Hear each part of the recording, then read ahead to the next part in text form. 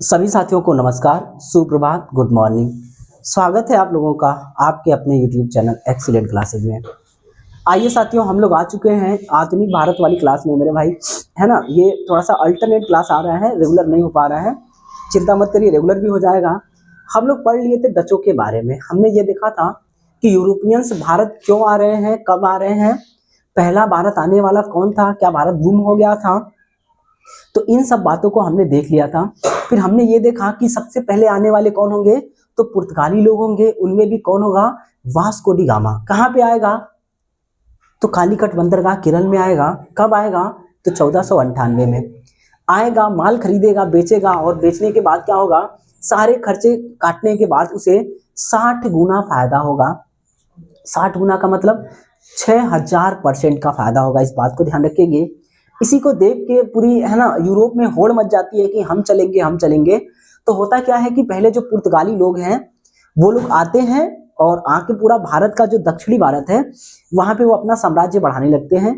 धीरे धीरे बहुत सारे पुर्तगाली गवर्नर आएंगे, वायसराय आएंगे, और वो क्या करेंगे, ब्लू वाटर पॉलिसी लाएंगे, जिसके तहत क्या होगा कि समुद्री मार्ग में पूरा कब्जा कर लेंगे। जो आपका अरब सागर है, जो आपके बंगाल की खाड़ी है, यानी भारत आने वाले सभी रास्तों को वो चोक कर देंगे कि कोई भी अन्य व्यक्ति या अन्य व्यापारी भारत ना आ पाए। इसी के कड़ी में हमने ये देखा था कि जब ये लोग कर रहे थे अरब सागर वाले हिस्से पे कब्जा, है ना, समुद्र के बादशाह ये कहलाने वाले थे, तो उस समय अरबों से युद्ध होगा, फिर तुर्कों से होगा, और सबको ये पराजित करके क्या करेंगे, जो पुर्तगाली लोग हैं वो पूरा अरब सागर वाले, बंगाल की खाड़ी वाले, है ना, जो सागर है वहां पे ये एकाधिकार प्राप्त कर लेंगे।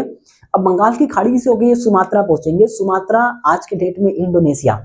इंडोनेशिया में एक जल संधि है जिसे हम क्या बोलते हैं, मलक्का जल संधि। समझ रहे ना।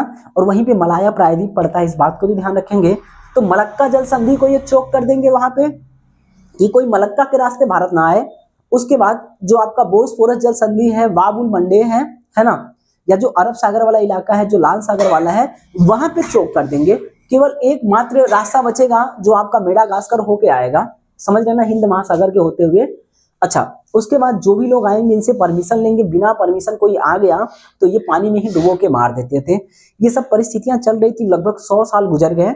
100 साल तक कोई भी अन्य कंपनी समुद्री मार्ग से भारत नहीं आ पाई।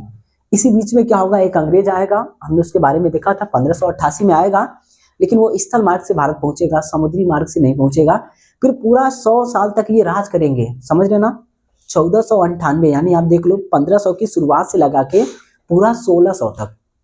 समझ रहे ना, ये पूरे 100 साल पुर्तगाली राज करेंगे। और उसके दौरान क्या करेंगे, ये व्यापार करेंगे।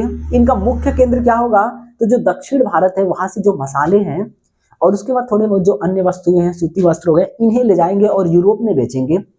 इसी के नाते क्या होगा कि पूरे यूरोप में होड़ मचेगी कि भाई अगर पूरा माल पुर्तगाली बेच रहे हैं तो हम लोग क्या कर रहे हैं। तो उसके बाद सभी कंपनियों में होड़ मचेगी, मगर पहुंचने वाले दूसरे भारत कौन होंगे, तो जो भारत पहुंचने वाली दूसरी कंपनी होगी वो डच होगी।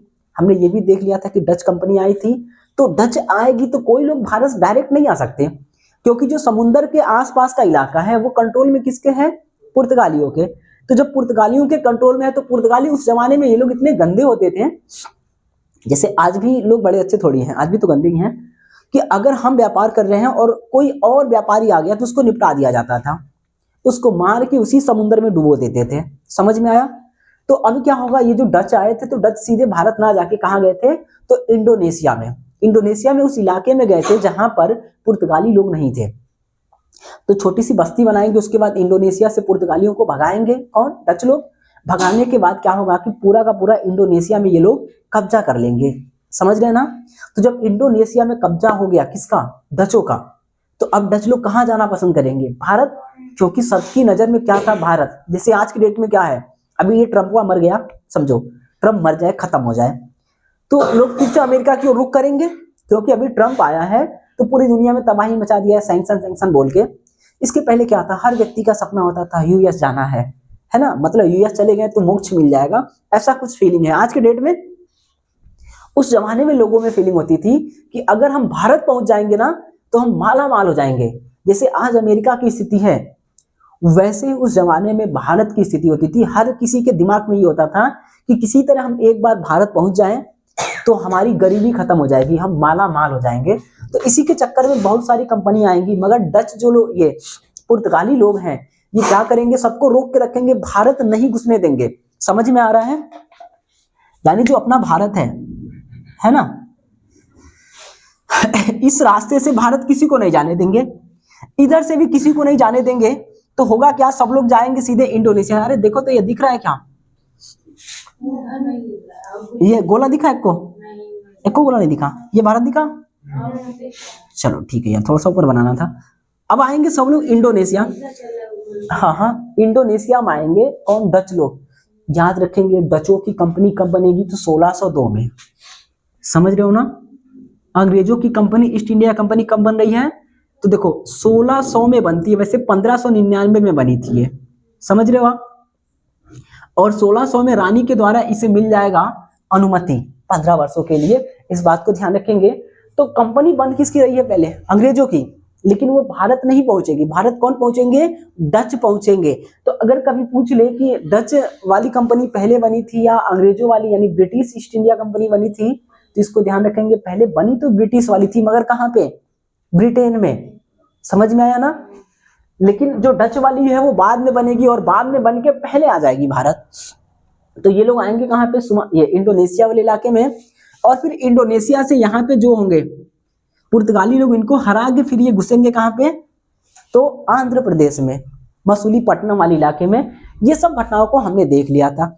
उसी कड़ी में क्या होगा कि जब डच निकले हैं तो अब कंपनी किसकी बन चुकी है? अंग्रेजों की। अब अंग्रेजों की बन गई है 1600 में। तो रानी से मिल जाएगा क्या है ना, अनुमति मिल जाएगा, आज्ञा मिल जाएगा। रानी बोलेगी कि जाओ और तुम व्यापार करो, अब तुम्हारे बाद कोई भी इंग्लैंड की या ब्रिटेन की कोई और कंपनी नहीं जाएगी। यानी पहले क्या होता था कि जो देश है ना वो मोनोपोली देता था। जैसे मान लो अभी अपने पास भारत है, तो मोदी जी अडानी को बोलेंगे कि भैया यूएस अमेरिका से केवल तुम ही व्यापार करोगे, टाटा नहीं जाएगा, मुकेश अंबानी नहीं जाएंगे, केवल कौन करेगा? अडानी।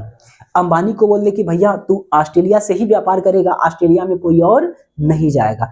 टाटा से बोल दे भैया तू रसिया में ही व्यापार करेगा, रसिया में कोई और नहीं जाएगा।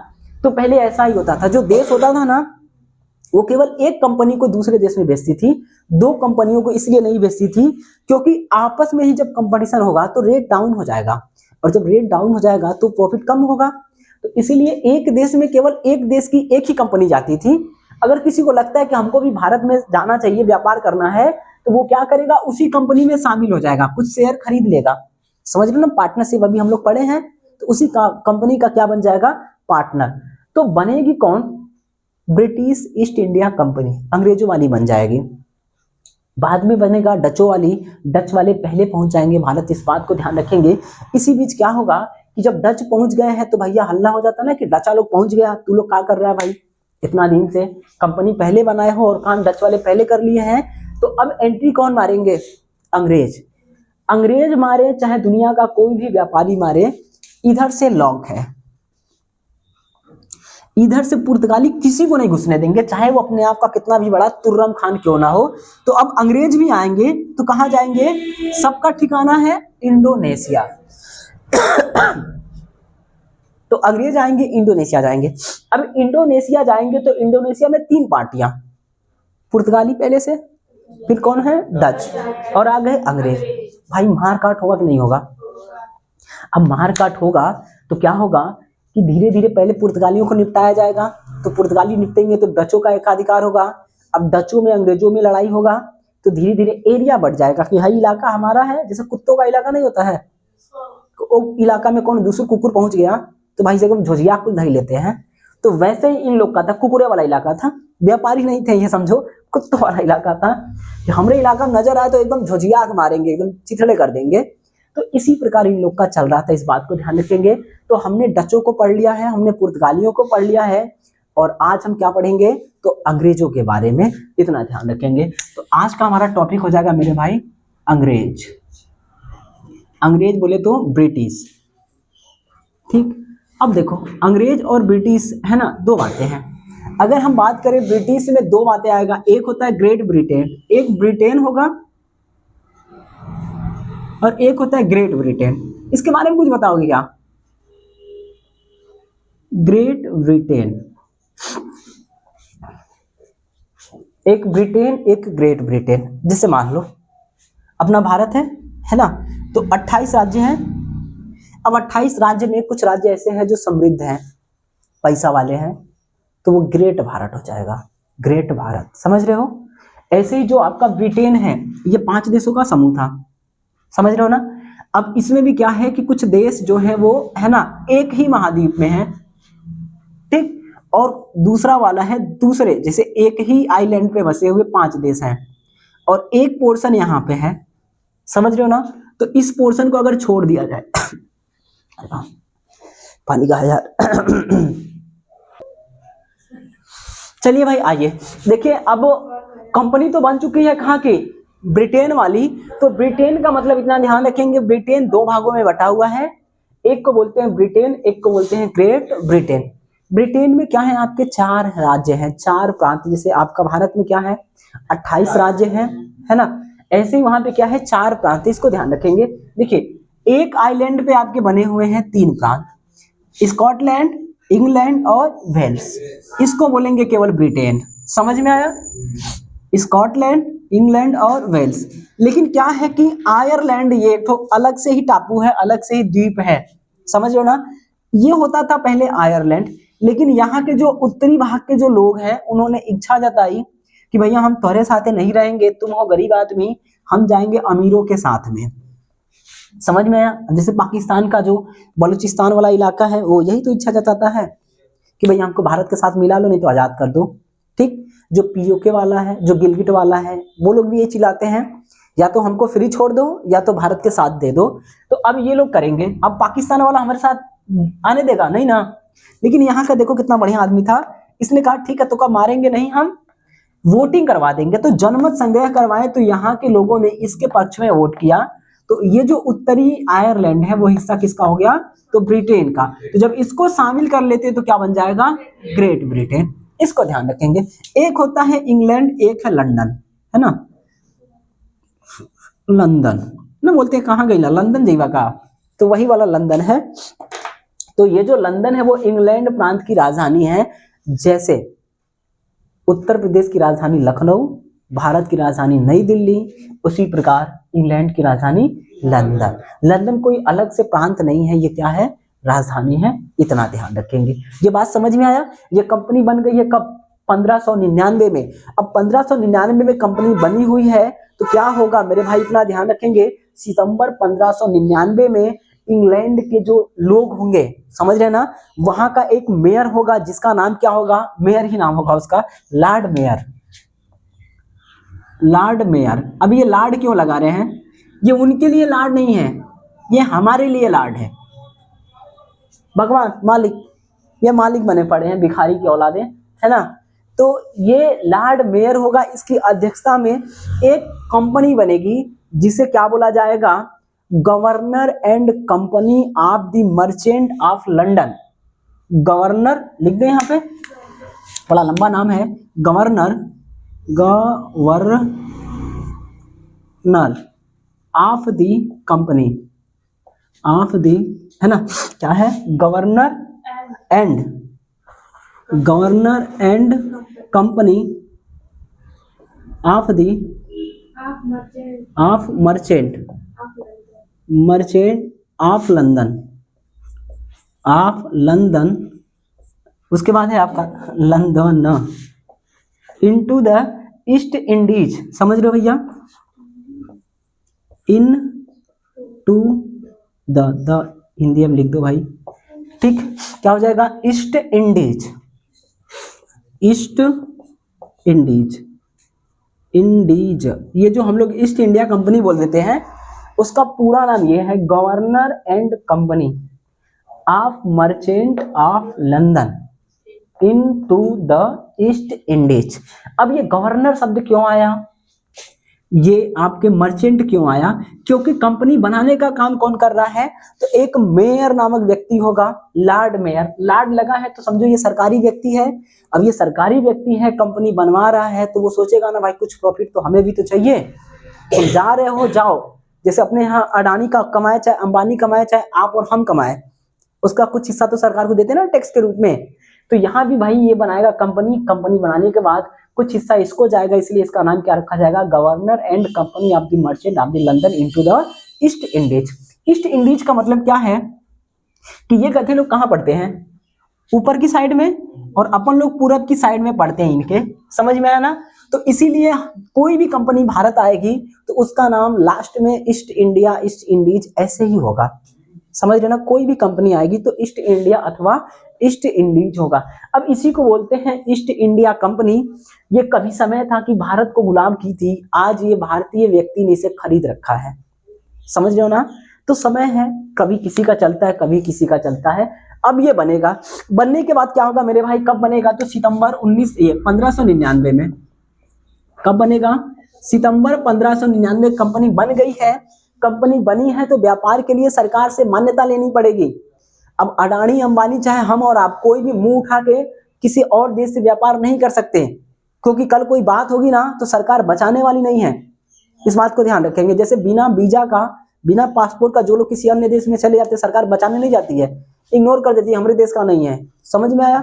तो अब क्या होगा, इन्हें परमिशन लेना पड़ेगा, किससे, इंग्लैंड। बोले तो ये ब्रिटेन की सरकार से। ब्रिटेन में राजतंत्र होगा और जो राजा होगी वो राजा नहीं रानी होगी। रानी का नाम होगा क्या बताएंगे, विक्टोरिया। विक्टोरिया होगी कि एलिजाबेथ होगी। अब देखो एक तो है विक्टोरिया बाद वाली और एक आएगी एलिजाबेथ, एलिजाबेथ, ठीक। अब ये दो महारानियां हैं, कहीं विक्टोरिया मिलेगा कहीं एलिजाबेथ मिलेगा। तो इतना ध्यान रखेंगे कि विक्टोरिया नहीं थी, कौन रहेगी, महारानी एलिजाबेथ। और ये भी कौन सी वाली, तो प्रथम वाली, फर्स्ट, ये पहली महारानी होगी, इस बात को ध्यान रखेंगे। ये क्या करेगी, कंपनी को परमिशन देगी। कौन सी कंपनी है, तो सिंपल याद रखेंगे, ईस्ट इंडिया कंपनी। इस कंपनी को परमिशन दिया जाएगा, और कब दिया जाएगा, तो 1600 में, कि भैया जाओ और हम तुम्हें अनुमति देते हैं, आज्ञा देते हैं कि केवल और केवल तुम्हारी कंपनी ही जो पूरब के देश है, पूरब के देश याद रखें, भारत नहीं, पूरब के देश, उन पूरब के देशों में प्रसिद्ध कौन था, तो भारत। तो जो पूरब के देश है, चाहे भारत हो जाए चाहे इंडोनेशिया हो जाए, वहां पे व्यापार करने की अनुमति कौन देगी, तो एलिजाबेथ देगी। इस बात को ध्यान रखेंगे। कितने वर्षों के लिए देगी, तो 15 वर्ष के लिए। अब ये 15 वर्ष के लिए अनुमति दे रखी है। तो जब अनुमति मिल गया है तो लोग क्या करेंगे भाई, अब जाएंगे ना। ये अनुमति कब मिला है, तो याद रखेंगे 31 दिसंबर 1600 में मिलेगा। कंपनी कब बनी है, तो सितंबर 1599 में। अब कंपनी बन गई है, कंपनी को परमिशन मिल गया है, परमिशन मिल गया है, तो बनाने वाला व्यक्ति कौन है, मेयर है। इसमें दो लोग पार्टनरशिप में हैं, सरकार का आदमी बैठा हुआ है और कौन है, व्यापारी लोग हैं। तो भाई जब सरकार का आदमी बैठा है, उसके गाइडेंस में अगर कंपनी बन रही है तो एक बोर्ड बनाया जाएगा, बोर्ड ऑफ डायरेक्टर्स। बात समझ में आ रहा है। तो अब क्या होगा कि कंपनी का, है ना, सुचारू रूप से चले, इसके लिए क्या होगा, एक बोर्ड बनाया जाएगा। बोर्ड को क्या बोलेंगे, निदेशक मंडल। निदेशक मंडल बनाया जाएगा। इस मंडल, है ना, इस बात को ध्यान रखेंगे। निदेशक मंडल में क्या होगा, एक डायरेक्टर होगा, डायरेक्टर, समझ रहे हो, एक होगा उप डायरेक्टर, यानी एक निदेशक, निदेशक और एक होगा उप निदेशक, दो लोग हो गए। उसके बाद क्या होगा, सदस्य होंगे इसके 24, यानी 24 अन्य सदस्य होंगे, तो 24 सदस्य हो जाएंगे। इस बात को ध्यान रखेंगे, समझ में आया। निदेशक मंडल बनाया जाएगा, उसमें एक डायरेक्टर होंगे, एक उप डायरेक्टर होगा और 24 सदस्य होंगे। ये लोग कंपनी को देखेंगे, कंपनी की नीतियां तय करेंगे, कंपनी कैसे व्यापार करेगी, किन मदों पे करेगी, किन मुद्दों पे करेगी, कौन सी चुनौतियां हैं जो कंपनी को फेस करने पड़ेंगे, लाभ कितना होगा, उस लाभ में किसका कितना शेयर होगा, ये कौन तय करेंगे, तो आपके ये जो डायरेक्टर मंडल है, जो निदेशक मंडल है, ये तय करेगा। अब देखो ये हो गया। तो कभी कभी पूछ लेता है, जब ईस्ट इंडिया कंपनी बनी थी तो उसमें कितने साझेदार थे। भाई बहुत सारे व्यापारी है ना, देखो मर्चेंट लिखा है, तो ऐसा नहीं होगा कि एक ही व्यक्ति है और मुंह उठा के बोले कि हमको जाना है भारत में व्यापार करना है, तो रानी कहेगी हाँ चल भाई, तो हमने पहचान के बारे, अच्छा जो व्यापार कर ले। तो और लोगों को भी तो इच्छा होगा कि हम भी कमाना चाहते हैं। तो उस समय यह था कि जिनको जिनको कमाना है ना, निविदा निकला कि भारत के लिए, यानी पूरब के देशों के साथ व्यापार करने के लिए एक कंपनी बन रही है, जो लोग चाहते हैं इन्वेस्ट करना तो वो लोग इन्वेस्ट कर सकते हैं। मिनिमम रखा गया, जैसे शेयर मार्केट होता है ना कि शेयर का प्राइस होता है इतना। सोचो ये 1599 की बात चली, 1600 में उनके यहाँ शेयर मार्केट चल रहा है और हमारे यहाँ अमीनों को मार कर रहे हैं कि हमार जमीन यहाँ है, हौरानी बढ़िया बा, ओकरे उठा लिया, ओकरा मार दे, ओकरा निपटाई दे, छीना छप्पी हमारे यहाँ चल रहा है। और ये लोग क्या कर रहे हैं, शेयर बना के घूम रहे हैं, शेयर मार्केट चल रहा है। तो क्या होगा कि 217 मेंबर शामिल होंगे, इसको ध्यान रखेंगे। कंपनी के कितने मेंबर थे, तो 217 व्यापारी शामिल होंगे, उन 217 हिस्सेदार होंगे। इसको पूछ लेगा कभी कभी कि ईस्ट इंडिया कंपनी के कुल कितने हिस्सेदार थे, तो 217। जो बोर्ड बना था उसमें कुल कितने मेंबर थे, कुल कुल कुल मेंबर, तो देखो इन दोनों को लेने के बाद 26 हो जाएंगे। यानी निर्देशक सहित सदस्यों को अगर ले लिया जाए तो 26 लोग होंगे। एक निर्देशक था तो एक उप निर्देशक था, उसके बाद सदस्यों की संख्या पूछ लेगा तो मात्र 24 हो जाएगा। इसको ध्यान रखेंगे। कब बनी है, तो सितंबर 1599 में। अनुमति कब मिला है, तो 31 दिसंबर 1600 में मिला है। इस बात को ध्यान रखेंगे। सब कुछ हो गया, सील मोहर पैक हो गया और टीम निकलेगी। समझ रहे हो ना, टीम निकलेगी तो टीम जाएगी कहाँ के लिए, भारत के लिए। सबका टारगेट यही है। लेकिन बीच में बैठे कौन, पुर्तगाली लोग, जिसको बोलते हैं विलेन। तो विलेन घुसने देगा क्या, है मेरा इलाका है, घुसने का नहीं, तो टार के किनारे लगा देंगे। तो सब लोग भाग के कहाँ जाएंगे, इंडोनेशिया।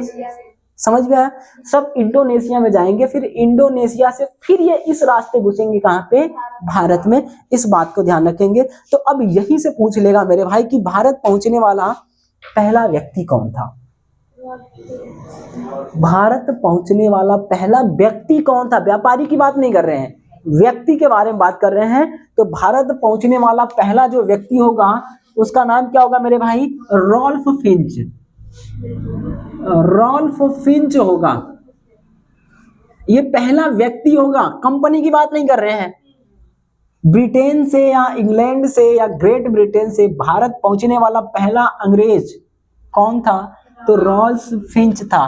कब आया था, 1588 में। इस बात को ध्यान रखेंगे, ठीक मेरे भाई। दिख नहीं रहा है, ले भाई 1588 यहाँ दिखा, अभी साफ कर देंगे तो दिखेगा, ठीक। 1588 में ये भारत आएगा, इस बात को ध्यान रखेंगे। एक व्यक्ति यहाँ आ गया 1588 में, यहाँ कोई दिक्कत तो नहीं ना है। उसके बाद क्या होगा कि एक जॉन मिंडेन हाल होगा। तो कभी कभी पूछ लेता है कि अकबर के दरबार में पहुंचने वाला पहला व्यक्ति कौन था, पहला अंग्रेज कौन था अकबर के दरबार में। ये भारत आने वाला पहला अंग्रेज, कंपनी नहीं है, पहला अंग्रेज है। समझ रहे हो ना, तो कौन हो गया, रॉल्फ फिंच। और पूछ लेगा अकबर के दरबार में पहुंचने वाला पहला अंग्रेज कौन था, तो इतना ध्यान रखेंगे, मीन डेन हाल। मीन डेन हाल क्या लिखते हैं, मीन डेन हाल, ठीक। मीन डेन हाल था, ये अकबर के दरबार में आया था। अब अकबर मर मुरा जाएंगे तो फिर बाद कौन हो आएगा, है ना। तो अकबर के बारे में क्यों पूछ लेता है, क्योंकि मुगलों में सबसे अच्छा राजा अकबर ही माना जाता है। समझ रहे हो ना, इस बात को ध्यान रखेंगे। अब देखो भैया, ये तो हो गया। अब जो कंपनी है वो कंपनी निकलेगी, 1600 में बन चुकी है, 1600 में बनी है, तो निकलेगी कहाँ के लिए जाएगी, मसाला द्वीप। इंडोनेशिया का नाम क्या होता था, मसाला। अब मसाला द्वीप क्यों होता था, इसको जरा देखना। तो यहाँ लिखते हैं, यहाँ 1601। अब ये कंपनी बन गई है 1600 में और 1601 में चलना प्रारंभ करेगी। देखो मान्यता मिला 31 दिसंबर को, चलेगी कब, 1601 में चलेगी और 1601 में ही कहाँ पहुंचेगी, इंडोनेशिया पर। अंग्रेजों की कंपनी जो बनी है ईस्ट इंडिया कंपनी, इंडोनेशिया पहुंचेगी। इंडोनेशिया को बोला जाता था मसाला द्वीप। समझ रहे हो। अब मसाला द्वीप क्यों बोला जाता था, क्यों, क्योंकि हमारे यहाँ जो दक्षिण भारत है मसाले वहां बनते हैं, वहां पे प्रोडक्शन होता है मसालों का। लेकिन जो इंडोनेशिया वाला इलाका था ना, उसके पास हमसे भी बेहतर मसाले हुआ करते थे।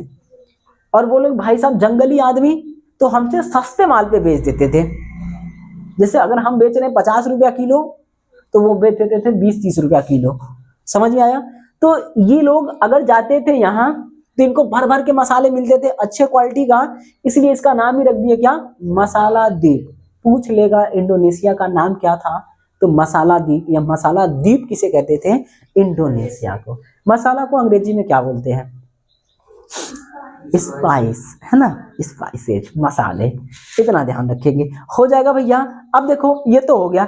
अब इंडोनेशिया में चल रहा है व्यापार। जब इंडोनेशिया में आएंगे 1601 में, तो यहाँ 3 पार्टियां हैं, डच हैं, पुर्तगाली हैं और अंग्रेज हैं। तीनों में संघर्ष होगा, भाईचारा कुछ नहीं होगा, केवल भाईचारा कहने की बातें हैं, याद रखें। और ये परम सत्य है, आपके यहाँ, हमारे यहाँ, इस कोचिंग में, चाहे किसी कोचिंग में, कहीं भी भाईचारा होता नहीं है। केवल ये हवाबाजियां है। भाईचारा तब तक है जब तक आपका फायदा हो रहा है। जिस दिन आपका फायदा होना बंद है, भाईचारा होना खत्म है। समझ रहे हो ना? केवल भाईचारा हवाबाजी है। तो यहाँ पे कोई भाईचारा नहीं होगा। कोई पुर्तगाली अंग्रेज को दिख गया तो अंग्रेज को निपटा देगा, अंग्रेज को पुर्तगाली दिख गए, पुर्तगालियों को निपटाएगा, डच दिख गए, डचों को निपटा देंगे। एकदम खुखार जंगली होंगे, कुत्तों की तरह ये लड़ेंगे। इस बात को ध्यान रखेंगे। अब आओ भैया, लड़ते लड़ते यहाँ पे इनका साम्राज्य बनेगा। इंडोनेशिया के अलग अलग क्षेत्रों में अलग अलग बस्तियां बन जाएंगी। कुछ इलाके होंगे जो पुर्तगालियों के हो जाएंगे, जो कि सिमट रहे हैं। कुछ इलाके डचों के हो जाएंगे, जो कि बढ़ रहे हैं, क्योंकि पहले पुर्तगाली थे। अगर कोई तीसरा बंदा आएगा तो आपका धंधा ही तो मारेगा। पहले आपकी दुकान है, खूब मालन पार में चल रही है, एकदम दबा के, केवल आपे का दुकान है। एक व्यापारी और खड़ा हो गया तो थोड़ा आपको काटेगा ना भाई, आपके ही कस्टमर कट के वहां जाएंगे। एक और आ गया तो आपको ही तो काटेगा। तो अब क्या होगा, जो पुर्तगाली हैं उनकी बस्तियां सिमटेंगी, और जो डच हैं उनकी बस्तियां बढ़ेंगी, फिर जो अंग्रेज हैं उनकी बस्तियां बढ़ेंगी। तो एक का डाउन हो रहा है, 2 का बढ़ रहा है, तो अब आपस में दोनों में टकराव होगा। इसलिए आप बेदरा का युद्ध पाएंगे फाइनली, कि डच और अंग्रेज लड़ेंगे, और बेदरा के युद्ध में क्या होगा, डचों का सर्वनाश हो जाएगा। तो अब आए हैं यहाँ पे 1601 में आए हैं। सुन लो भैया, देखो ध्यान से, अभी इसको मिटा के थोड़ा साफ कर लेते हैं। 1601 में आए, लेकिन भारतीय आएंगे। कौन? अंग्रेज। 2-4 साल बाद भारत में आएंगे, माल खरीदेंगे और चुप्पे से लेके चले जाएंगे। माल खरीदेंगे, ऐसा नहीं है कि 1601 के बाद सीधे 1608 में आए। 8 में नहीं आए, आएंगे यहाँ से माल खरीदेंगे, लेके भाग जाएंगे। जब तक इधर माल खरीदे, मालूम पड़ा कि फलाने टीम आ रही है मारने, भाग ले भाई, भाग जाएंगे। ऐसे करके ये व्यापार करेंगे। लेकिन क्या होगा, धीरे धीरे जब आपके पास पैसा आएगा, आपके पास साझेदार बहुत ज्यादा हैं, कितने हैं भाई, तो 217। आपके पास रानी का सर पे हाथ है, तो शासन का साथ है, तो जिस शासन का साथ होता है वही कंपनी ग्रो करती है। बाबा रामदेव पेट हिलाते हिलाते कांग्रेस की सरकार हिला दी है। उसके बाद सोचो, स्वदेशी बोल बोल के कितना बड़ा बिजनेस खड़ा कर लिए हैं। किस वजह से? क्योंकि मोदी जी का हाथ है सर पे। समझ में आया? जब सरकार का संरक्षण होगा तो आप फले फूलेंगे। बागेश्वर बाबा को देख लो, अपने बाबा पहले छोटे हुआ करते थे, ऐसे, है ना, 2-4 लोग का सभा लगाते थे। सत्ता का संरक्षण मिला, कितना बड़ा बाबा हो गया है ना, खूब बड़े बाबा हो गए। तो यहाँ पे क्या है, अंग्रेजों के लिए सत्ता का संरक्षण है, साझेदार ज्यादा है, पैसे की कोई कमी नहीं है। और जब पैसे की कमी नहीं है तो जो गरीब आदमी तुम्हारे लिए 50 रुपए में लड़ रहा था, आप क्या करोगे? 100 का नोट फेंकोगे, ले हमारे लिए लड़, तो वो आपके लिए लड़ेगा ना, क्योंकि पैसा जरूरी है। तो अब अंग्रेजों की ताकत बढ़ती जाएगी। तो अब ये लतियाना चालू करेंगे, डचों को एक साइड से और किसको, पुर्तगालियों को। ये लतियाने का कार्यक्रम चलेगा। उसके बाद ये एंट्री मारेंगे भारत में, कब? 1608 में मारेंगे। इस बात को ध्यान रखेंगे। व्यापार तो चल रहा है इनका, लेकिन 1608 में ये पहली बार प्रयास करेंगे कि भारत में एक कोठी बना दे। कोठी का मतलब फैक्ट्री, और फैक्ट्री का मतलब होता है माल गोदाम, जहां पे माल रखे जाते हैं। फैक्ट्री का मतलब प्रोडक्शन वाला नहीं है, फैक्ट्री का मतलब क्या होगा, माल गोदाम बनाने का प्रयास पहली बार कब होगा, तो 1608 में होगा। मगर 1608 में होगा, ये सफल नहीं हो पाएंगे। क्यों? क्योंकि यहाँ पे विरोध चालू होगा। जो लोकल राजा हैं, जो पुर्तगाली हैं, उनको भड़का देंगे, कहेंगे भाई साहब कि हम तो का टैक्स दे रहे हैं, तुम नया आदमी क्यों बिटोर के ला रहे हो है ना भाई। डच वाले भी आ चुके थे इस टाइम पे, 1605 में आए थे, ये 1608 में आ रहे हैं। तो अब इनका विरोध होगा, तो ये 1608 में ये फैक्ट्री नहीं लगा पाएंगे। उसके बाद क्या होगा कि ये इलाका जो है पुर्तगालियों के कंट्रोल में है, तो अंग्रेज ऊपर की ओर भागना प्रारंभ करेंगे। डच भी ऊपर भागे थे, हम लोग देखे थे, है ना। तो ऊपर की ओर भागेंगे, क्योंकि इनका प्रभाव जितना कम होगा वहीं तो आपको जगह मिलेगा। अगर मालनपार चौराहे पे कोई बड़ा व्यापारी मोटा सेठ है, आपको बैठने नहीं देगा, तो आप चौराहे से हट के तो बैठेंगे, है ना। तो अब ये चौराहे से दूर बोले तो दक्षिण भारत से दूरी की ओर भागेंगे, और फिर पहुंचेंगे सीधे मुगल दरबार में। तो आइए आगे की कहानी आगे देखते, थोड़ा इसको मिटा दिया जाए। चलिए भाई देखिए, तो हमने ये देख लिया कि 1608 में पहली बार प्रयास करेंगे ये अंग्रेज लोग कि भारत में एक फैक्ट्री डाल दें। फैक्ट्री का मतलब होगा गोदाम, समझ लो भैया, एक गोदाम बना दिया जाए। लेकिन ये सफल नहीं होंगे, इस बात को ध्यान रखेंगे। और ये चुट्टा लोग किसी की परमिशन नहीं ले रहा है, जैसे माल खरीद रहा है तो खाली स्थान पहले था ना, पहले इतनी आबादी कहाँ थी, तो वहां पे कोई खाली स्थान देख के ये लोग क्या करेंगे कि फैक्ट्री यानी कि अपना एक तो एरिया बनाने का प्रयास करेंगे। लेकिन जानते हैं भारत वाले कितने अच्छे हैं, इनको लगा कि इंग्लैंड है, माल रख के चले जाएंगे और सांझ तक आएंगे वही पड़ा रहेगा। माल रखे होंगे, गए होंगे, सोचेंगे अभी खरीद के लाते हैं, तब तक माल साफ। समझ रहे हो ना। तो इसी तरह ये सफल नहीं होंगे, पहली बार प्रयास है इनका। अब देखो पहली बार प्रयास है, तो अब जब ये सफल नहीं होंगे तो अब एक व्यक्ति होगा जिसका नाम होगा हॉकिंस। समझ रहे हो ना। इसको कैप्टन हॉकिंस या जॉन हॉकिंस बोलते हैं, जॉन या captain, captain Hawking, Hawkins. Hawkins Cooper भी आता अपने यहाँ, देखोगे है ना, महंगा आता है। तो ये जो हॉकिंस है ये क्या करेगा, पहला अंग्रेज होगा जो समुद्र के रास्ते भारत आएगा। इस बात को ध्यान रखेंगे, समुद्र के रास्ते भारत आने वाला पहला अंग्रेज हॉकिंस होगा। इधर से एंट्री नहीं था, एंट्री किधर से था, इधर से था। भारत आएगा, भारत आने के बाद क्या होगा, ये जाएगा मुगल दरबार में। कहाँ जाएगा, तो मुगल दरबार में जाएगा, इस बात को ध्यान रखेंगे। और मुगल दरबार में जाएगा तो शासक कौन होगा, तो जहांगीर, जहांगीर, जहांगीर के दरबार में जाएगा कौन, हॉकिंस। समझ रहे हो ना। और दरबार में जाएगा तो इतना ध्यान रखेंगे, कोई भी अगर अंग्रेज आपसे आके और आपसे भोजपुरी में बात करे गोरखपुर वालों से, तो भाई गोरखपुर वाले एकदम सच मानो, अपन सब कुछ लुटा दे करे ऊपर। समझ रहे हो ना, क्योंकि अब मजा आ जाएगा यार, अपने जैसा बोल रहा है। ठीक, तो अभी ये क्या होगा, जो हॉकिंस है ये ससुरा बहुत होशियार था, इसको अरबी भाषा आती थी। समझ में आया। इसको क्या होगा कि ये अरबी भाषा का जानकार होगा, इस बात को ध्यान रखेंगे। साथ में तुर्की भाषा का भी जानकार होगा, और है ना, अरबी बोल रहे हैं, फारसी है ना, ये फारसी और तुर्की दोनों भाषा का जानकार होगा। जहांगीर के दरबार में कौन सी भाषा चल रही थी, फारसी। अब ये आके भैया कैप्टन हॉकिंस फारसी भाषा में बात करेगा, किससे, जहांगीर से। भाई साहब रजवा हो जाएगा खुश, और राजा जब खुश हो जाएगा तो उस समय देखो अपने यहाँ उपाधियां देने का है ना, आज भी वो है कि जब कोई विदेशी आता है अपने यहाँ, कोई विदेश का राष्ट्राध्यक्ष आ गया तो मोदी जी को गिफ्ट कर देंगे, या मोदी जी कहीं जाते हैं तो ऑनर पाते हैं ना, सर्वोच्च पुरस्कार पा जाएंगे, कोई पुरस्कार पा जाएंगे।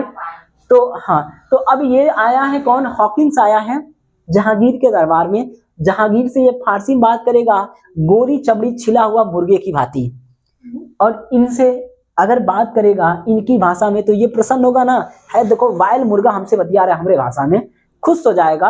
और खुश होने के बाद इसे उपाधि देगा। पहली बात तो 400 का मनसबदारी देगा, मनसबदारी। अब मनसबदारी का मतलब क्या है कि ये पोस्ट है, उपाधि। समझ रहे हो ना, उपाधि जैसे रैंक नहीं होता है अपने यहाँ, एसआई हमें, दरोगा हमें, एसएचओ हमें, सीईओ हमें, उसी तरह का ये क्या होगा, ये 400 के रैंक की उपाधि देगा।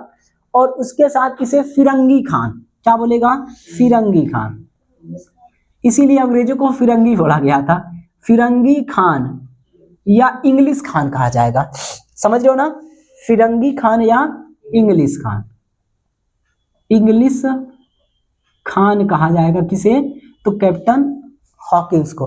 कैप्टन हॉकिंस आएगा, बतियाएगा कि महोदय हमारे यहाँ व्यापार करने के लिए हम भी आ गए हैं, अगर आपको पुर्तगाली 100 रुपया देते हैं हम आपको 120 रुपया देंगे, अगर डच आपको 120 देते हैं तो हम आपको 130 रुपया देंगे, 140 रुपया देंगे। ये कन्विंस करेगा, इनकी भाषा में कन्विंस कर लेगा। और 1611 में, सोचना ध्यान से, ये गधे कितने होशियार टाइप के लोग हैं। इन गंदों ने क्या किया था, पहली बार 1608 में प्रयास किया, फैक्ट्री में सफलता नहीं पाई। उसके बाद क्या करेंगे, 1611 में ये चालू कर दिए हैं फैक्ट्री बनाना। पहले घर बनवाएंगे फिर परमिशन लेंगे। जैसे अपने यहाँ क्या होता है, पहले दुकान खोलेंगे फिर लाइसेंस लेते हैं, पहले गाड़ी खरीदते हैं फिर लाइसेंस बनवाते हैं। तो पहले ये फैक्ट्री बना लिए चुट्टा कुल, ठीक। फैक्ट्री बनाने के बाद ये गया है परमिशन लेने, मुगल दरबार में 1611 में से परमिशन मिल जाएगी कि ठीक है भाई चल जो फैक्ट्री बनवा ले। अरे वाह, हाँ 1611 ऐसे लिख रहे भाई, कुछ ज्यादा ही हो गया क्या। ठीक, आ जाओ। 1611 में इन्हें परमिशन मिल जाएगा, जबकि फैक्ट्री ऑलरेडी बनी पड़ी है। फैक्ट्री बना के बाद में परमिशन लेने गए, परमिशन मिल जाएगा जहांगीर के द्वारा। किनको? अंग्रेजों को। अंग्रेज में कौन होगा? हॉकिंस होगा। लेकिन क्या होगा, पुर्तगाली शांत बैठेंगे क्या कि यार बना बनाया मालिक साहब तो क्या हम 100 साल से इतना टैक्स देते हैं यार, हमारा तो हर पुराना रिश्ता बा। जैसे देखो ना, अपना रसिया का और अपना इंडिया का पुराना रिश्ता है, तो अमेरिका कितनों लॉलीपॉप फेंक ले, अपन फंसने वाले नहीं उसके जाल में। ठीक, तो ऐसे ही अब क्या होगा, जहांगीर को पुर्तगाली लोग समझाएंगे कि महाराज बहुत पुराना रिश्ता है और ये जान लगा के दिया हमसे तुझसे कट्टी कट्टी। ठीक, मतलब फिर हम तुझसे बोला ना, हम जाते तो टैक्स कम कर दे, कहे कि अभी हमारा साम्राज्य बड़ा है और ये एंट्री मारा है तो अभी ये छोटा ना है। तो कभी भी कोई बड़े कस्टमर को नाराज नहीं करना चाहता, छोटे कस्टमर नाराज हो जाए चलेगा। तो क्या करेंगे, जो पुर्तगाली लोग हैं विरोध करेंगे इस बात का कि इनको फैक्ट्री बनाने की इजाजत मत, तो बड़े गंदे लोग हैं। कौन? अंग्रेज। तो क्या करेगा, पहले तो इजाजत देगा, बाद में क्या कर देगा, कैंसिल। समझ रहे हो ना। लेकिन फैक्ट्री क्या है, ऑलरेडी बनी पड़ी है। अब देखो अंग्रेजों को आएगा क्या, गुस्सा, ससुराते हम के रोकले बड़े, चल थोड़ा काम निपट लेंगे।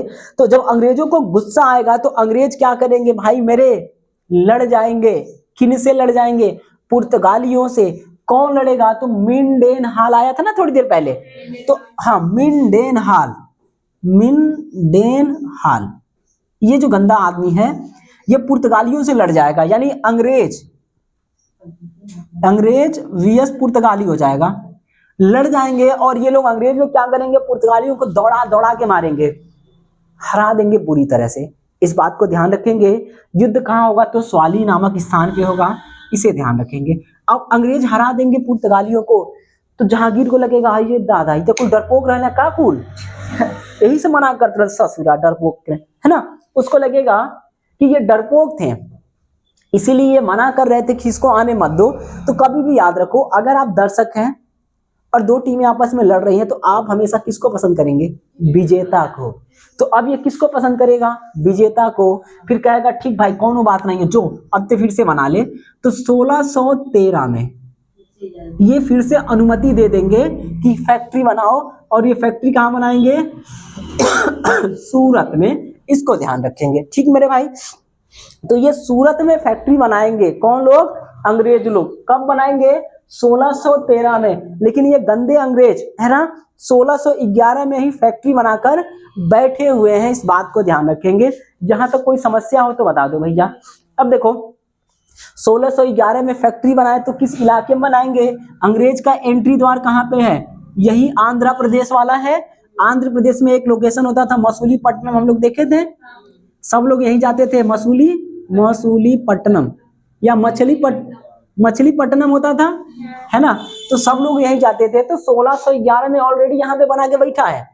ठीक, यहाँ पे बना के बैठा है, लेकिन फाइनली उसको कब मिल रहा है इजाजत, 1613 में। इस बात को ध्यान रखेंगे। अब देखो इजाजत मिल गया है, तो अब ये सूरत में फैक्ट्री बनाएंगे। इसीलिए आप देखिए जहां जहां स्टार्टिंग में फैक्ट्रियां लगी वही वाले इलाके आज भी समृद्ध हैं।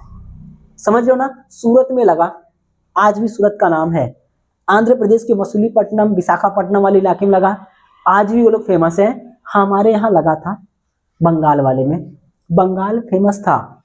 ममता बनर्जी आई ना, बंगाल को सत्यानाश कर दी है। इनको ध्यान रखिए। एक टाइम था हमारे गांव के लोग अगल बगल आप सुने होंगे, बंगाल कलकत्ता गई मना कमाए। एक समय था, सोचो राजनीति कितनी खराब होती है, किसी को गर्त में डाल देगा वोट बैंक। एक समय था हर गांव से लोग कलकत्ता कमाते थे, और हाँ बहुत सारे लोग थे भाई, हमारे गांव के भी लोग थे। एक समय है, ऐसा कोई छोटा सा छोटा गांव नहीं होगा जहां कलकत्ता वाले काम ना करते हो। बंगाली हर इलाके में है। क्यों? क्योंकि वहां की सरकार की पॉलिसी ठीक नहीं है। वहां जो बिजनेस चल रहा था वो चौपट हो गया है, लोग मजबूर हो गए हैं दूसरी जगह काम करने के लिए। आज यूपी बिहारी क्यों जाते हैं दूसरी जगह काम करने, क्योंकि उनके यहाँ वो चीजें नहीं है। और जिसका बना बनाया था वो काम करने दूसरी जगह जा रहा है, ठेला डुगरा रहा है। समझ लो ना, गली गली में सोम पापड़ी बेच रहा है, मिठाई का दुकान लगा है, मतलब उसके यहाँ स्थितियां ठीक नहीं है, कोई घर छोड़ना नहीं चाहता है। तो ये सरकारों की हराम खो रही है। बंगाल भी ठीक था, ठीक। हाँ, तो अब ये बात ध्यान रखेंगे, ये सूरत में गए हैं, सूरत में फैक्ट्री लगेगा, इस बात को ध्यान रखेंगे। मसूलीपट्टनम में ऑलरेडी फैक्ट्री लगा हुआ है। अब ये क्या करेंगे, देखिए अगर आप उत्तर भारत की ओर बढ़ेंगे तो आपको मसाले नहीं मिलेंगे, क्या मिलेंगे, वस्त्र और आभूषण मिलेंगे। ऊपर जाओगे तो कपड़े और आभूषण मिलेंगे, नीचे आओगे दक्षिण भारत में तो आपको मसाले मिलेंगे। तो अब ये उत्तर भारत की ओर बढ़ रहे हैं, इसका मतलब है ये कपड़ों पे फोकस कर रहे हैं। यहाँ से मसाला, वहां से कपड़ा ले जाएंगे। पुर्तगाली लोग केवल मसाला मसाला खेल रहे थे, काली मिर्च खेल रहे थे, इसलिए अच्छा पुर्तगालियों को मिल गया था कि आपका ब्राजील मिल गया था, तो फोकस ब्राजील की ओर शिफ्ट हो गया था। लेकिन अब अंग्रेज है ना एक छत्र राज करना प्रारंभ करेंगे। ये पुर्तगालियों को हराए हैं, तो जब आप जीतोगे तो आपका मन बढ़ जाएगा, और जब आपका मन बढ़ेगा तो आप बारी बारी टॉर्चर करना चालू कर दोगे। तो अब ये जो पुर्तगाली, ये क्या बोलते हैं, अंग्रेज लोग हैं, इन्हें अनुमति मिल गई है, कहाँ पे, सूरत में। अब सूरत में मिल गया है, 1613 में फैक्ट्री बन जाएगी। उसके बाद एक और फैक्ट्री बनाएंगे 1619 में, अरमा गांव में फैक्ट्री बनाएंगे, इसको ध्यान रखेंगे। अरमा गांव 29 है, 19 बोल रहे क्या, हाँ 1613 में सूरत में था, और 1629 में अरमा गांव में फैक्ट्री लगाएंगे, इस बात को ध्यान रखेंगे। फिर इनका देखो बिजनेस बढ़ता बढ़ता बढ़ता चला जाएगा। जैसे कोई भी छोटा सा फुल्की का दुकान होता है, ऊपर बाद चाट का हो गया, फिर समोसे का हो गया, फिर पूरा साम्राज्य हो गया। चौरसिया छोटी सी दुकान थी, चौरसिया ब्रांड हो गया है। ऐसे ही क्या होगा कि अब ये अंग्रेज ब्रांड हो जाएगा, ब्रिटिश ब्रांड होगा। अरमा गांव में ये फैक्ट्री लगाएंगे। उसके बाद क्या होगा, अरमा गांव में डचों की बस्तियां बसी थी, आपको याद होगा जब डच हम लोग पढ़े थे तो अरमा गांव में डचों की बस्तियां होती थी। अब क्या होगा कि जब डचों की बस्तियां हैं तो ये डचों से टकराव होगा और डचों से युद्ध होना प्रारंभ हो जाएगा। समझ रहे हैं ना, पुर्तगालियों से होगा, डचों से होगा। बाद में क्या होगा, जो पुर्तगाल का राजा है, पुर्तगाल का राजा है नहीं, पुर्तगाल की रानी राजकुमारी, उसका विवाह करवा देंगे अंग्रेजों से। तो भैया अब समधी हो गए, कोई रिश्तेदार हो गए, तो मार काट कम हो जाएगा, इसको ध्यान रखेंगे। अब सुनो, 15 साल का परमिशन मिला था किसको, ईस्ट इंडिया कंपनी को, रानी के द्वारा। लेकिन रानी इसी बीच मर जाएगी। अब रानी मरेगी तो राजा कौन होगा, राजा बनेगा चार्ल्स नामक होगा, चार्ल्स प्रथम हो जाएगा। अब जो राजा चार्ल्स प्रथम बना है, अब ये इसको अनिश्चित काल के लिए परमिशन देगा कि जाओ जबले मन करे तबले व्यापार करो। समझ में आया, अनिश्चित काल के लिए अंग्रेजों को यानी ईस्ट इंडिया कंपनी को परमिशन होगा। इसी बीच क्या होगा कि ये धीरे धीरे व्यापार बढ़ाएंगे। पहले मसूलीपट्टनम में 1611 में, फिर 1613 में सूरत में बना दिए, फिर आपका है ना 29 में अरमा गांव में हो जाएगा, फिर 1632 में गोलकुंडा की जो सरकार होगा, समझ रहे हो ना, गोलकुंडा, हाँ गोलकुंडा वाला जो होगा। अरमा गांव कहाँ पे पड़ेगा आपका, आंध्र प्रदेश में पड़ेगा, इसको ध्यान रखेंगे। तो देखो आप 1632 में क्या होगा, जो गोलकुंडा का शासक होगा, समझ रहे हो ना, गोलकुंडा, गोलकुंडा का नाम सुने हो, कहाँ पड़ता है, कर्नाटक में, कर्नाटक में पड़ता है। यहाँ का जो सुल्तान होगा, अब वो क्या करेगा कि 500 पैगोड़ा, अरे उस समय का सिक्का था, डच लोग बनाए थे, 500 स्वर्ण पैगोड़ा डचों के द्वारा बनाया गया एक सिक्का था सोने का। 500 स्वर्ण पैगोड़ा पर क्या करेगा, गोलकुंडा का जो सुल्तान होगा वो गोलकुंडा अंग्रेजों के नाम कर देगा कि जाओ तुम व्यापार करो, बस 500 हमको हर महीने हर साल देते रहना। 500 के है ना टैक्स पे या फिर आप किराए पर क्या करेगा, गोलकुंडा को अंग्रेजों को दे देगा। इस बात को ध्यान रखेंगे, कब देगा, तो 1632 में। यहां तक कोई दिक्कत है। अब देखो व्यापार इनका बढ़ता जा रहा है, तो 1632 में हो गया, कहाँ पे है, कर्नाटक। अब देखो आप कर्नाटक इधर की साइड में है, तो आंध्र हो गया, अरमा गांव वाला, कर्नाटक हो गया, सूरत हो गया। तो अभी ये घूम रहे हैं केवल इस दिशा में, समझ रहे हो ना। अब इनका रुख होगा किधर की, भैया इधर भी तो चलते हैं, देखें क्या चलता है। तो अब ये इधर घूमेंगे तो क्या पड़ेगा, उड़ीसा, समझ रहे हो ना।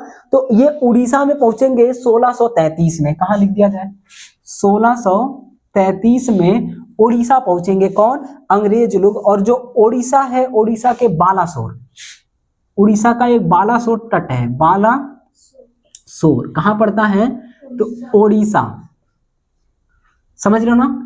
अब यहां पे एक फैक्ट्री लगाएंगे अंग्रेज लोग, कम 1632 में। देखो लगातार हर साल कुछ ना कुछ नया काम कर रहे हैं, इस बात को ध्यान रखेंगे। अब यहाँ पे फैक्ट्री लगा देंगे, कारखाना लगा देंगे, उसके बाद क्या होगा, तमिलनाडु वाला इलाका बचा है। अब इसी बीच क्या हो जाएगा भाई मेरे, समझ रहे हो, अंग्रेजों का रिश्ता सधने लगेगा, किससे, पुर्तगालियों से। जब रिश्ता सधने लगेगा तो मार काट क्या होगा, धीरे धीरे कम हो जाएगा। जब मार काट कम होगा तो जो अंग्रेज लोग हैं, अंग्रेजों का एक अधिकारी होगा जिसका नाम क्या होगा, फ्रांसिस डे, जगह नहीं है बना लिया जाए, है ना। तो एक फ्रांसिस डे नामक अधिकारी होगा, वो क्या करेगा, चंद्रगिरी का जो शासक होगा तमिलनाडु में, समझ रहे हो भैया,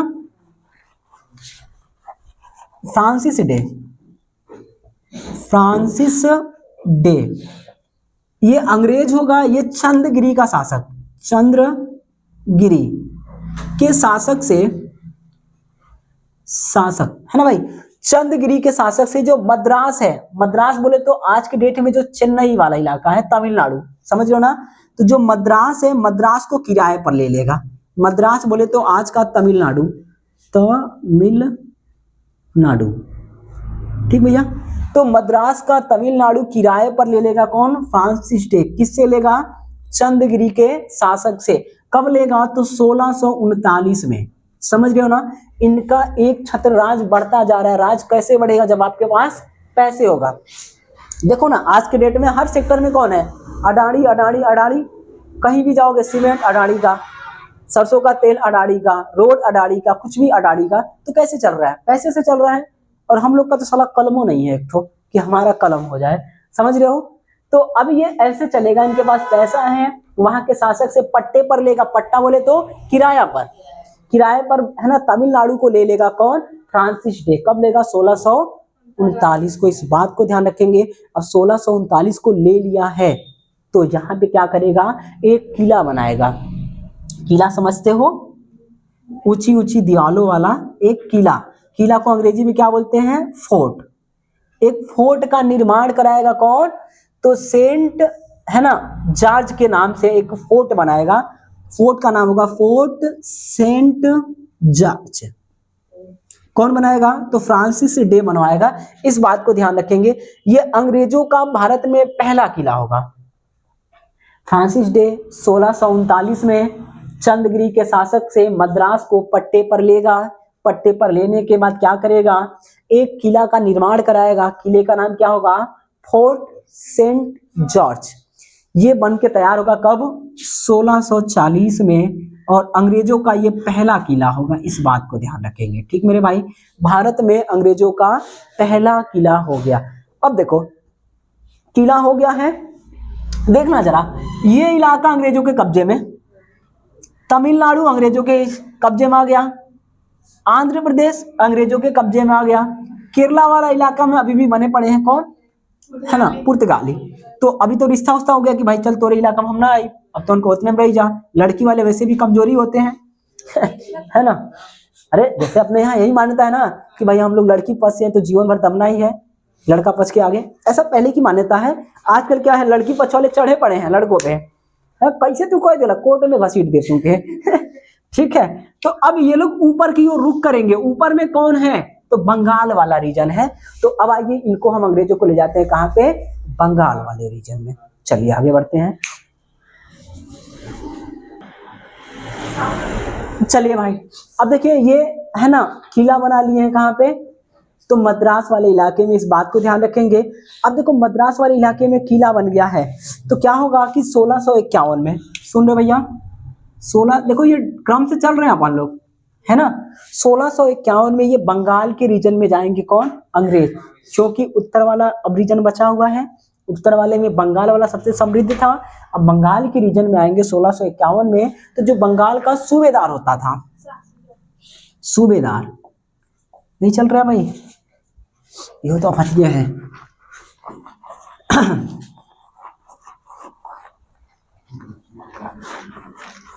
बंगाल का जो सूबेदार होगा, सूबेदार, उसका नाम होगा शाह सुजा, शाह सुजा।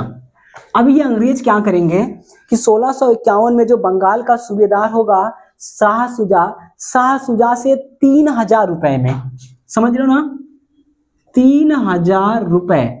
अब रुपया नहीं होता था, रुपया आज के डेट में, उस समय का जो पैगोडा होता था ना, उसी पैगोडा की बात हो रही है। तो 3,000 पैगोडा में या 3,000 रुपए में जो बंगाल का हुगली वाला इलाका है, एक हुगली है एक हुबली है, समझ रहे हो ना, तो इसको ध्यान रखेंगे। जो बंगाल का हुगली वाला इलाका है, सूबेदार है, ठीक। तो जो बंगाल का हुगली वाला इलाका है, ये क्या करेंगे, अंग्रेज लोग किराए पर ले लेंगे। किराए पर लेंगे तो इतना ध्यान रखेंगे, बंगाल में हमें क्या मिलेगा, मसाला तो मिलेगा नहीं, बंगाल में हमें मिलेगा कपास, हमें मिलेगा वस्त्र बनाने के आइटम।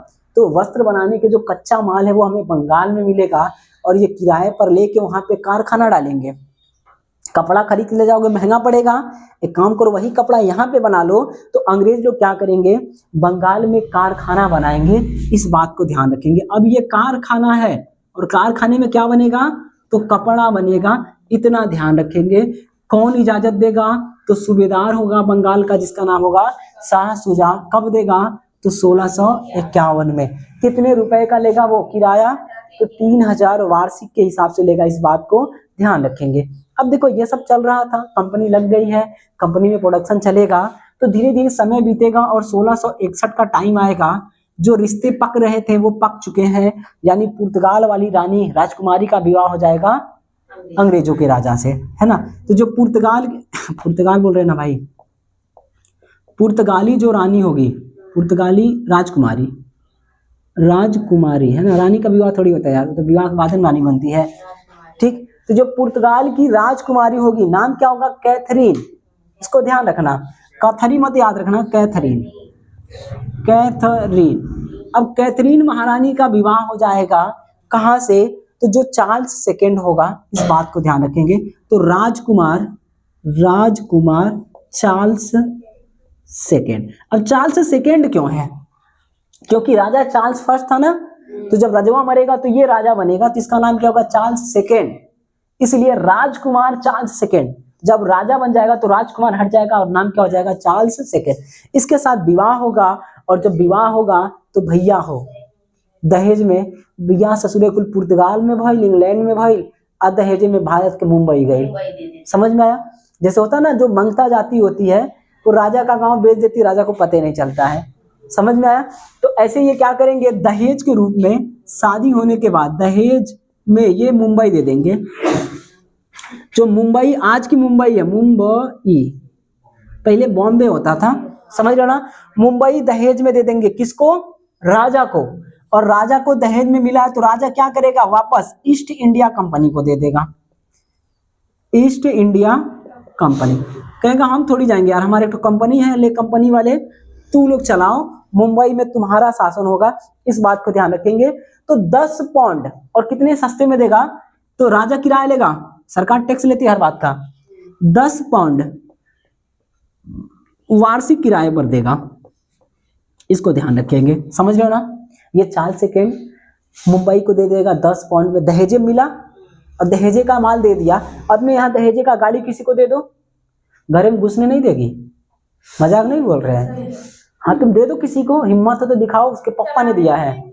तो अच्छा देवरा चला ले तो भमक जाती है, कैसे चला लिया, हमारे बाबूजी दिले रहे। तो यहाँ तो भाई किराए पे दे दिया। सोचो भाई साहब, पुर्तगाली थी, अच्छी थी, इंडिया वाली होती ना, बवरिया नोच लेती इनका समझ रहे हो, लेकिन जाने दो। तो 10 पौंड किराए पर ये दे देगा, किसको, ईस्ट इंडिया कंपनी को। अब भैया ईस्ट इंडिया कंपनी को दे दिया है, तो उस समय बंबई इतना विकसित नहीं था, तो विकसित करने का जो श्रेय होगा, समझ लो ना, एक गवर्नर होगा जिसका नाम होगा गेरार्ड ओंगियार। तो है ना, कभी कभी पूछ लेता है कि मुंबई को बसाने वाला या मुंबई का संस्थापक क्या होगा, तो दे दिया है। अब कंपनी क्या करेगी, किराए पर ली है तो कोई गवर्नर बनाएगी ना भाई। अब उसके बाप का हो गया मुंबई, किसने परमिशन, सर्च कर लो, 1 पौंड में लगभग 60-70 रुपए करीब में होता है आज के डेट में, ठीक है, देख लेना अभी क्या है, वो तो घटता बढ़ता रहता है, अभी में क्या है अपने को आइडिया नहीं है। समझ लीजिए, जैसे करेंसी है ना, डॉलर हो गया, रुपया हो गया, ऐसे उन लोग का पौंड है, इसको ध्यान रखेंगे। देख लेना कितना है, हमें पता नहीं है भाई, है ना। आ जाओ, अब ये किसको देगा, कंपनी को मिला है, कंपनी क्या करेगा, एक गवर्नर रखेगा, गवर्नर, समझ रहे हो ना। गवर्नर का नाम क्या होगा मेरे भाई, इतना याद रखेंगे, गेराल्ड, गेराल्ड ओंगियार, ओंगियार, ओंगियार। अब ये व्यक्ति क्या होगा, इसे ही जिम्मेदारी मिलेगी कि मुंबई को तुम अपने हिसाब से डिजाइन करो और अपने हिसाब से सरकार को बसाओ। समझ में आया? तो मुंबई का संस्थापक कहा जाएगा किसको, मुंबई का संस्थापक, संस्थापक कौन हो जाएगा, गेराल्ड ओंगियार हो जाएगा। इस बात को ध्यान रखेंगे। कब की बात है, तो ये 1669 से 1677 का टाइम लेगा मुंबई को बनाने में, इसे ध्यान रखिएगा। ठीक मेरे भाई, तो मुंबई गई किराए पर और ईस्ट इंडिया कंपनी को मिल गया है, कंपनी बढ़ती चली जाएगी, इस बात को ध्यान रखेंगे। इसी बीच क्या होगा, एक नई कंपनी आएगी, कहां से, यूरोप से भारत में व्यापार करने, यानी बोले तो ब्रिटेन से एक नई कंपनी आएगी जिसे हम न्यू कंपनी नाम देते हैं। अब न्यू कंपनी आ जाएगी कब, 1668 में। ये खासा व्यापार नहीं करेगी, बाद में ये क्या होगी, ईस्ट इंडिया कंपनी में ही शामिल हो जाएगी, इसे ध्यान रखेंगे। अब देखो जरा, ये लोग कहाँ पे पहुंचे हैं, हुगली में पहुंचे हैं, हुगली में पहुंचे हैं मेरे भाई। तो क्या होगा कि हुगली में कारखाना डाले हैं, सब कुछ चल रहा है, सब कुछ चलेगा तो क्या होगा, आगे सब कुछ ठीक ठाक चलेगा। बाद में जो औरंगजेब है, अब शासक कौन होगा, औरंगजेब होगा। औरंगजेब के पास जाएगा ये सब बातें कि भैया अब शासक आप बन गए हो, अब हमको भी आप कुछ छूट दो। तो औरंगजेब क्या करेगा, याद रखेंगे, 2% कमीशन लेता है। 2% क्या लेगा, चुंगी, चुंगी बोले तो टैक्स, चुंगी का मतलब होता है टैक्स, हाँ टैक्स बोले तो कर, समझ रहे हो ना। और 1.5% लेगा ये जजिया, जजिया कर। अब देखो दोनों टैक्स ही है, यानी हाँ 2% का मतलब आप ये है कि आप व्यापार करने आए हो इसलिए तुम्हें 2% देना है। अगर आप मुसलमान होते तो केवल 2% देते, आप मुसलमान नहीं हो इस वजह से आपको 1.5% जजिया देना है। तो जजिया उन पे लगाया जाता था जो मुसलमान नहीं होते थे। अगर आप मुस्लिम नहीं हो, कुछ भी हो, तो तुमको टैक्स देना पड़ेगा। अगर तुमको टैक्स से बचना है तो मुसलमान बनना पड़ेगा। समझ में आया? इसको ध्यान रखेंगे। तो ये 3.5% में क्या करेगा, जो बंगाल है, बंगाल में अंग्रेजों को शासन करने की खुली छूट दे देगा कौन, औरंगजेब। इतना ध्यान रखेंगे। अरे यार अभी हम किसको पढ़ रहे हैं, अंग्रेजों को पढ़ रहे हैं, अकबर को नहीं ना पढ़ रहे हैं। तो अंग्रेजों के बारे में आओ, जब अकबर पढ़ेंगे तो आप देखिएगा अकबर के बाद औरंगजेब पैदा होगा। समझ में आया? तो वो बाद में फिर से लगा देगा, इसको ध्यान रखेंगे। सबसे गंदा शासक औरंगजेब को ही माना जाता है, पूरे इतिहास का सबसे हरामखोर, कमीना, कुत्ता, जो भी बोल दे आप, सब चलेगा। क्या बोल रहे हो? छोड़ भैया, शाहजहां का रुतबा था। आओ, ये हो गया। अब ये 3.5% लेगा, इसको ध्यान रखेंगे। उसके बाद क्या होगा कि समय आएगा, धीरे धीरे समय बढ़ता जाएगा और ये लोग और आगे और आगे और आगे बढ़ते जाएंगे। फिर टाइम आएगा आपका 1690 का। 1690 में एक व्यक्ति होगा, चारनाक का नाम सुने हो?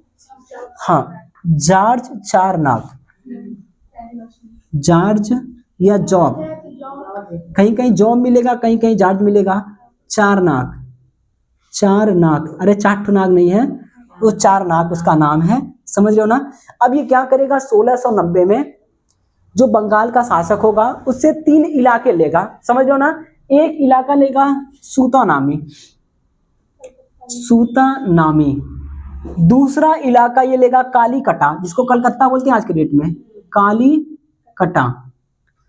ठीक, और जो तीसरा इलाका होगा वो गोविंदपुर होगा, गोविंदपुर। ये 3 इलाके को ये किराए पर लेगा और तीनों को मिला के कोलकाता का निर्माण करेगा। इसको ध्यान रखेंगे। कोलकाता कौन करेगा? जॉर्ज या जाम चार नेक या नाक ऐसे करके आएगा, इसको ध्यान रखेंगे। ये बनाएगा कोलकाता। तो पूछ लेगा कोलकाता का संस्थापक कौन है, तो जॉब या जार चार नाक है, इसे ध्यान रखेंगे। घटना ये कब घटा रहा है, तो 1690 में किराए पर लिया है। तो भैया तुरंत तो बनाने देगा, जादू मंत्र मार दिया ओम फट स्वाहा बन जा झट से, ऐसा तो होगा नहीं। तो बनाने में इसे टाइम लगेगा, और टाइम लगेगा तो 1699 में बन के तैयार हो जाएगा। कौन? कोलकाता। कोलकाता बन गया है तो कोलकाता में एक फोर्ट बनाएगा, समझ रहे हो ना, जिसको फोर्ट विलियम कहा जाता है। तो फोर्ट विलियम, पहली बार तो यही पूछेगा कि फोर्ट विलियम कहाँ पे है? कोलकाता में। बनाने वाला बंदा कौन है? तो जॉर्ज चारनैक है। इस बात को ध्यान रखेंगे। किन से लिया था? तो सूतानामी, कालीकट और गोविंदपुर को मिला के क्या बनाया था? कोलकाता। अब यहाँ का सेटअप देखना है तो आपको किला बनाना पड़ेगा। किले का नाम क्या रखा? Fort William. इसको ध्यान रखेंगे। यहाँ तक कोई दिक्कत है मेरे भाई? अब देखो इनका सब कुछ चलता जाएगा, फिर बाद में धीरे धीरे बंगाल के शासक बदलते जाएंगे, जो सूबेदार हैं वो बदलते जाएंगे। एक टाइम ऐसा आएगा कि एक सूबेदार होगा जिसका नाम क्या होगा? अजीम उस शान।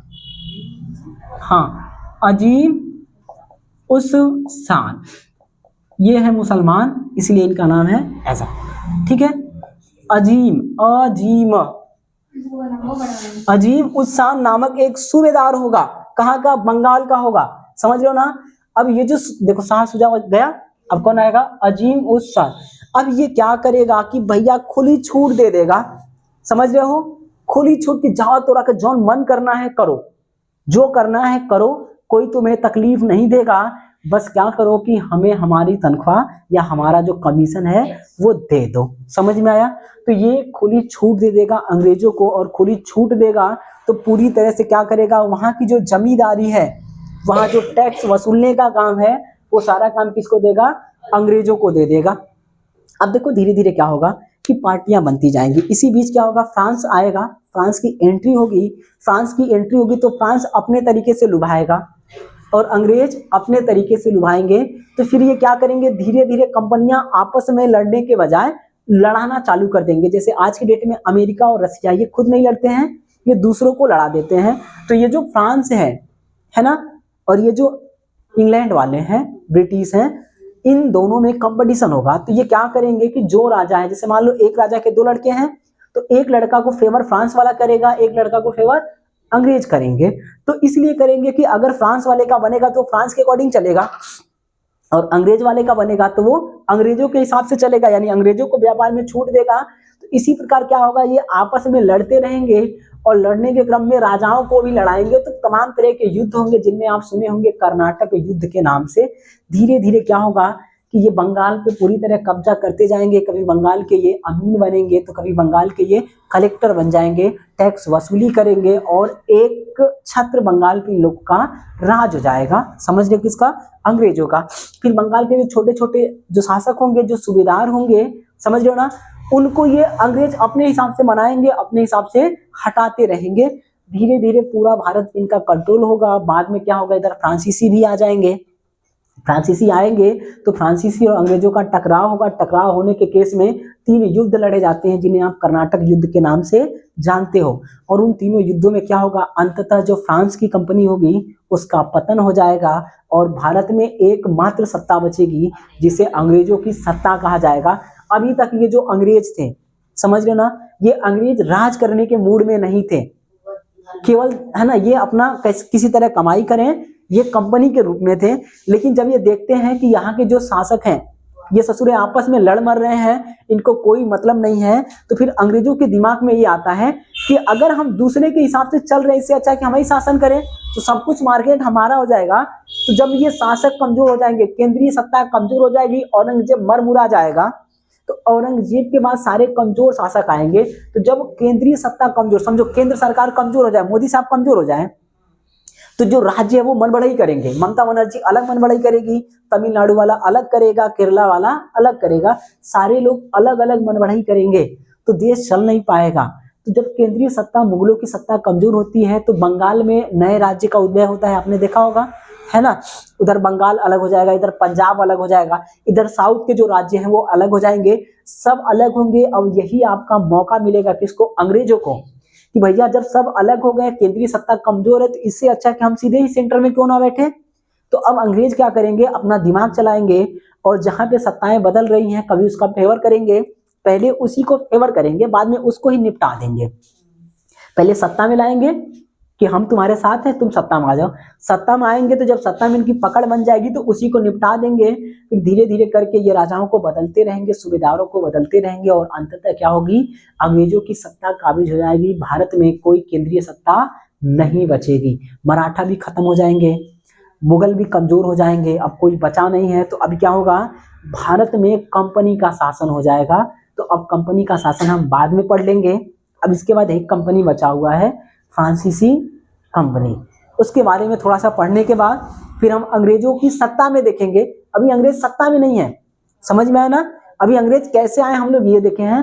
अब अंग्रेज जब सत्ता में आ जाएंगे, शासक हो जाएगी ईस्ट इंडिया कंपनी, फिर उसके बारे में हम लोग को अलग से पढ़ना पड़ेगा। तो अभी केवल बैकग्राउंड चल रहा है, बैकग्राउंड काफी लंबा है। तो ठीक है, उम्मीद करते हैं ये कुछ समझ में आया होगा। इसी के साथ वीडियो देखने के लिए बहुत बहुत धन्यवाद। आपका दिन शुभ हो। नमस्कार, जय श्री राम।